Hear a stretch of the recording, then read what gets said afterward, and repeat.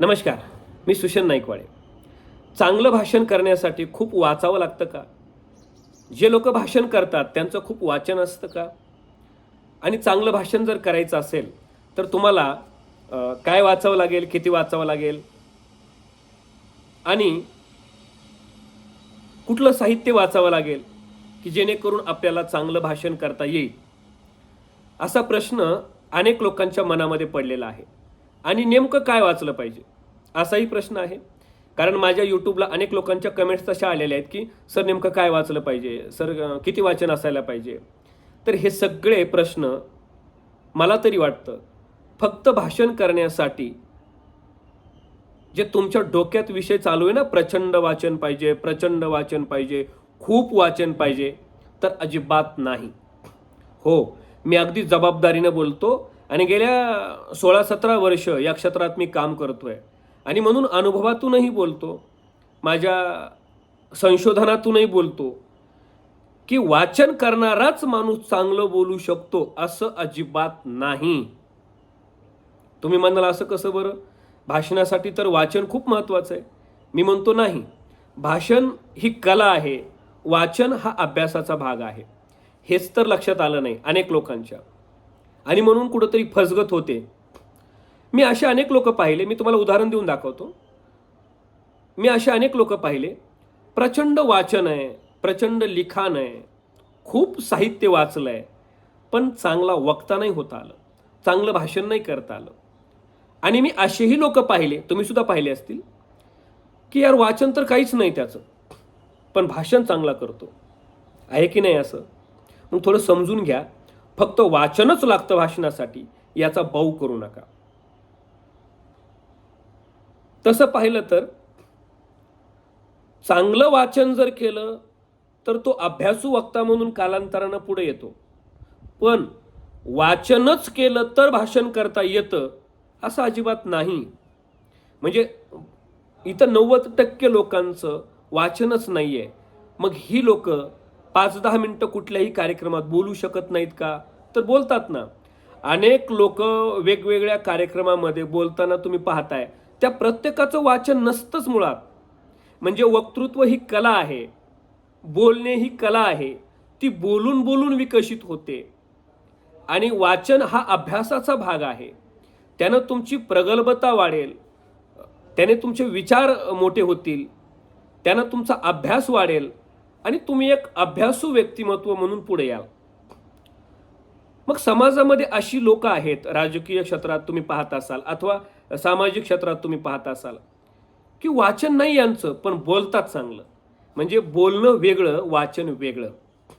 हे तर तुम्हाला मान्य करावं लागेल. बोलणं वेगळं आणि वाचन वेगळं. वाचन हे तुमच्या व्यक्तिमत्वाचा विकास करण्यासाठी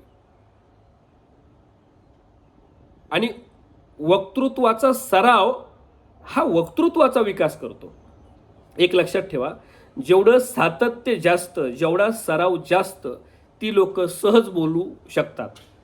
तुम्ही पाहत असाल तुमच्या गावाकडं, थोडं ऑब्झर्व करत जा, थोडं निरीक्षण केलं तर तुमच्या लक्षात येईल की ही जी बोलणारी मंडळी आहे ही सतत बोलते म्हणून त्यांना बोलण्याचं काहीच वाटत नाही. आणि न बोलणारी माणसं, प्रचंड वाचन असलं तरी मात्र भीती आहे मनात, तेवढी व्यवस्थित शब्दफेक येत नाही आणि त्यांच्या बोलण्याला तेवढी धार आलेली नसते. म्हणजे भाषण चांगलं यावं असं वाटत असेल तर भाषणाचा सराव करा. हां, आता भाषण करणारा म्हणजे तुमची ही फसगत होऊ देऊ नका. आणखीन तुमच्या मनामध्ये शंका आहे कोणती? नाही मग वक्ता व्हायचं असेल तर वाचन लागतं. हो, वक्ता व्हायचं असेल तर तुम्हाला प्रचंड वाचन करावं लागेल, कारण तुम्हाला वक्ता व्हायचं आहे. मग एक गोष्ट लक्षात ठेवा, वक्ता दसहस्रेसु, तो 10,000त एक असतो. पण प्रत्येक वक्ता जसा भाषण करू शकतो तसं प्रत्येक भाषण करणारा माणूस वक्ता नसतो.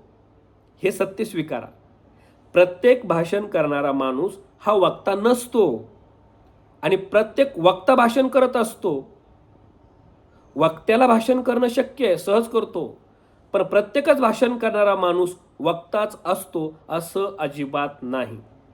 म्हणून ही गोष्ट जर लक्षात आलं ना, तर चांगला वक्ता बनण्यासाठी उत्तम वाचन करा, चांगलं वाचन करा, जेणेकरून तुम्ही एक अभ्यासू वक्ता म्हणून समाजाच्या समोर याल. तसं पाहिलं तर आताच्या जगात न अभ्यास करणारे सुद्धा वक्ते म्हणून मिरवतात. म्हणजे 4-2 स्क्रिप्ट पाठ केले चांगले आणि त्याला थोडंसं चांगल्या सरावातून आकार दिला तर ते सुद्धा वक्ते म्हणून फिरायला लागले. पण एक समाजात चांगला अभ्यासू वक्ता म्हणून ओळख करायची असेल तर वाचन पाहिजे. पण तुम्हाला राजकीय आणि सामाजिक क्षेत्रात कुठंतरी 2-5 मिनिटं बोलायचं आहे, त्याच्यासाठी फार काही वाचन करावं लागतं असं अजिबात वाटून घेऊ नका. म्हणजे तुमचं वाचन नसलं तरी तुम्ही 5-10 मिनिटाचं भाषण कुठंही करू शकता, हे मात्र सत्य आहे.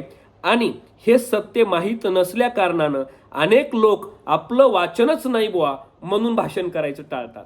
पहिली गोष्ट, भाषण काय समजून घ्या. भाषण म्हणजे बोलणे, बोलणे म्हणजे भाषण.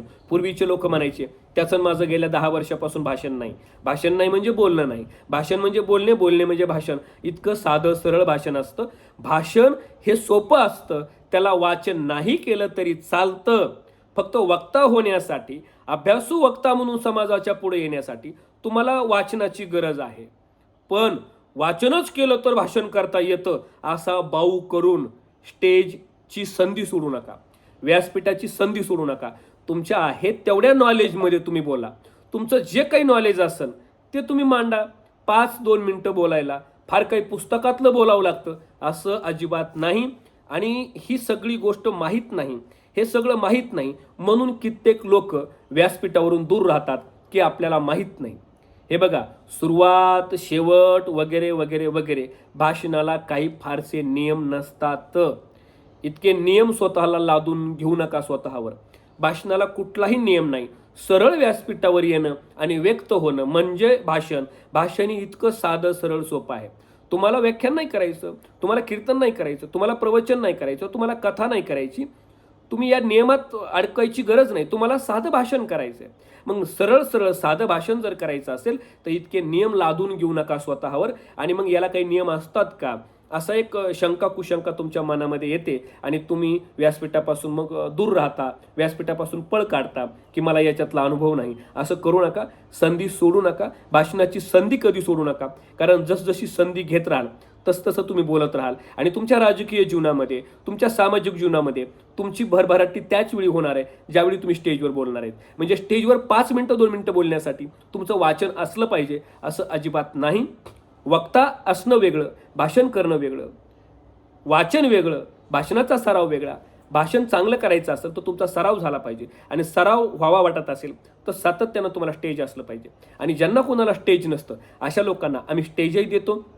आमच्या प्रशिक्षण वर्गामध्ये त्यांचा सरावही करून घेतो. आणि कमी म्हणजे कमी अभ्यासात काही मुद्दे देतो आम्ही, काही टिप्स देतो आम्ही, आणि काही ठोकताळे देतो आम्ही.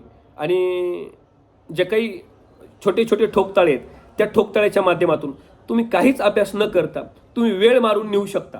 इतपत आम्ही तुम्हाला चांगल्या पद्धतीने तयार करतो आणि तुमच्या मनातली भाषणाची भीती कायमची दूर करतो. आणि भाषणासाठी काय वाचावा हा जो प्रश्न तुम्हाला पडला, सुरुवातीला मी बोललो की भाषणासाठी, वाचनासाठी थेट तुमच्या भाषणाच्याच कामाला येणारे छोटे छोटे स्क्रिप्ट बनवलेत आणि छोट्या छोट्या चारोळ्या, गोष्टी, शेरोशायरी असं माझ्याकडं वक्तृत्वाची साधना नावाचं एक पुस्तकच तयार केलं. हे पुस्तकही तुम्ही घर बसल्या मागवू शकता. म्हणजे वेगळं वाचन करण्याची गरज नाही. तुमच्या वेळेअभावी थोडंच वाचा आणि लगेच बोलायला लागा. त्यामध्ये सुंदर टिप्स सुद्धा दिलेल्या आहेत. माझं वक्तृत्वाची साधना भाग 1 हे पांढऱ्या कलरमधलं पुस्तक आहे. हे भाग 1 पांढऱ्या कलरमधलं पुस्तक मागवायचं असेल, अथवा भाग 2 ब्लॅक कलर, काळ्या कलरमधलं पुस्तक आहे, हे दोन्ही पुस्तकं मागवा. अथवा कुठलंही एक पुस्तक मागवा. दोन्ही पुस्तकातला फरक सांगतो मी. पांढऱ्या कलरमध्ये घरीच भाषणाची कशी तयारी करावी, स्वसंवादाच्या व्यासपीठावर मनात कशी भाषणाची तयारी करावी, हा एक विषय मी चांगल्या पद्धतीने मांडला आहे. चारोळ्या, दृष्टांत, वेगवेगळे उदाहरणं, वेगवेगळ्या चारोळ्या आणि काही स्क्रिप्ट भाषणाचे हे पुस्तकात दिलेलं आहे मी भाग 1 मध्ये. आणि भाग 2 म्हणजे काय, भाग 2 मध्ये काय आहे सांगतो. भाग 1 मध्ये चारोळ्या, दृष्टांत वगैरे वगैरे वगैरे जे काही भाषणाची तयारी घरी कशी करावी, मनात कशी तयारी करावी, हे भाग 1 मध्ये. आणि आता भाग 2 मध्ये काय सांगतो नीट ऐका. भाग 2 मध्ये तुमच्या सगळ्या दैनंदिन जीवनातल्या भाषणाची आयते स्क्रिप्ट आहे. 15 ऑगस्ट, 26 जानेवारी सगळे मेळावे, वेगवेगळ्या जातीचे मेळावे, पक्षाच्या विचारधारा आणि महापुरुषाच्या जयंत्या, सगळे भाषणं, हळदी कुंकवाच्या कार्यक्रमापासून बर्थडे, वाढदिवस, लग्न वाढदिवस, अंत्यविधी, दशक्रियाविधी, सगळे A to Z भाषणं अगदी मोठा ग्रंथच तयार केला, त्यामध्ये कुठलंच भाषण आम्ही सोडलं नाही. महापुरुषांच्या जयंतीपासून सर्व काही हे भाग 2 मध्ये आहे. कुठलंही पुस्तक मागवा, दिलेल्या नंबरवर संपर्क साधा आणि आमचं पुस्तक तुम्ही घर बसल्या मागू शकतो. अथवा माझं 3 दिवसाचं निवासी भाषण कला प्रशिक्षण प्रत्येक महिन्याच्या शेवटच्या आठवड्यात लोणावळ्यात होतं आणि हेच प्रशिक्षण प्रत्येक महिन्याच्या पहिल्या आठवड्यात बीड जिल्ह्यात हॉटेल भक्तिशक्ती तालुका वडवणी येथे होतं. तुम्ही कुठलंही प्रशिक्षण जॉईन करा. आता येणारं प्रशिक्षण आम्ही अहिल्यानगरमध्ये घेणार आहोत 20, 21, 22 तारखेला. होय, 20, 21, 22 तारखेचं प्रशिक्षण जॉईन करण्यासाठी आम्ही अहिल्यानगरमध्ये तसा एका दिवसाचा मोफत सेमिनार पण ठेवला आहे. आणि तो मोफत सेमिनार ठेवला आहे येणाऱ्या 7 जून रोजी, वार रविवार येतो. हा अहिल्यानगरचा सेमिनार करा अथवा कुठल्याही भाषण कला प्रशिक्षणाची बुकिंग करा. माझं मुख्य ऑफिस खराडी बायपास चौक, अशोकानगर, पुणे या ठिकाणी आहे. आणि दुसरं हॉटेल भक्तिशक्ती वडवणी तालुक्यात या ठिकाणी ऑफिस आहे. तुम्ही कुठल्याही ऑफिसच्या लोकांना जाऊन, तिथल्या स्टाफला जाऊन चौकशी करून तुम्ही भाषण कला प्रशिक्षणाची बुकिंग करा अथवा फोन लावून ऑनलाईन बुकिंग करू शकता. भेटूया अशाच नवीन व्हिडिओमध्ये. धन्यवाद.